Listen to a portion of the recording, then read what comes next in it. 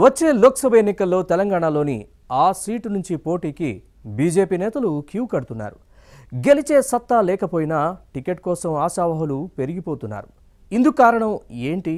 Party ఇచ్చే funds వెనకేసుకోవచ్చని నేతలు భావిస్తున్నారా? ఇంతకీ ఆ నియోజకవర్గం ఏది? బీజేపీ పెద్దలు ఏమనుకుంటున్నారు? Watch this inside story.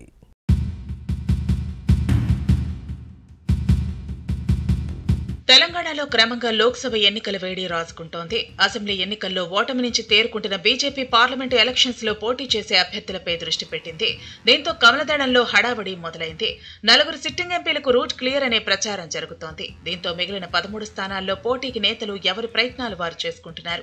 ఈ క్రమంలో పార్టీకి సరైన నాయకత్వం లేని పెద్దపల్లి లోక్సభ నియోజకవర్గ అభ్యర్థి ఎంపిక కమలనాథులకు పెద్ద సవాల్గా మారే అవకాశం ఉంది. ఇందుకు కారణం లేకపోలేదు. ఆశావహులు ఎక్కువగా ఉండటం చర్చనీయాంశం మారింది.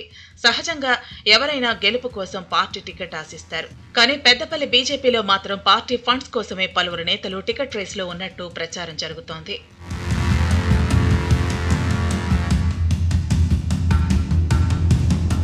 పెద్దపల్లి లోక్సభ పరిధిలో 7 అసెంబ్లీ నియోజకవర్గాల్లో కాంగ్రెస్ ఎమ్మెల్యేలు ఉన్నారు.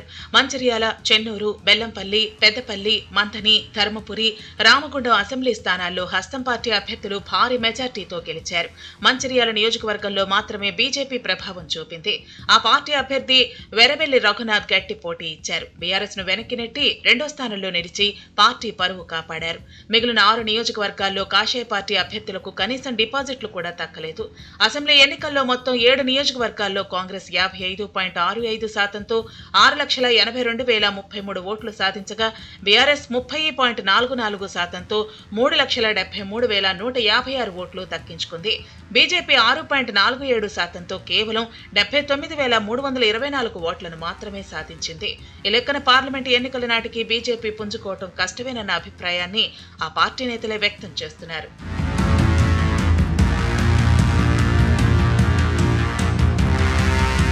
నిజానికి 2019 పార్లమెంటు ఎన్నికల్లోనూ ఇక్కడ బీజేపీ పెద్దగా ప్రభావం చూపలేదు.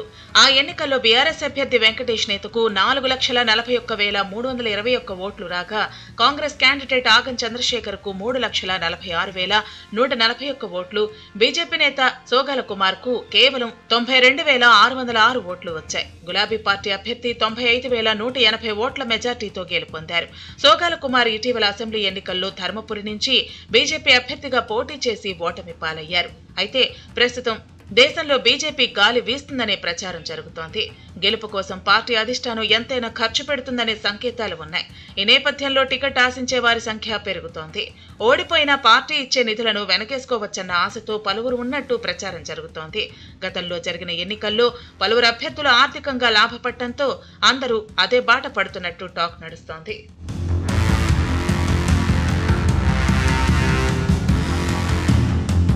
పెద్దపల్లి లోక్సభ నియోజకవర్గంలో బీజేపీకి ఇప్పటికే బలమైన నాయకత్వం లేదనే విషయం ఆ పార్టీ నేతలకు తెలుసు. సీటు ఆశిస్తున్న వారికి కనీసం పోటీ చేసే సీన్ లేదని సొంత పార్టీ నేతలే చెబుతున్నారు.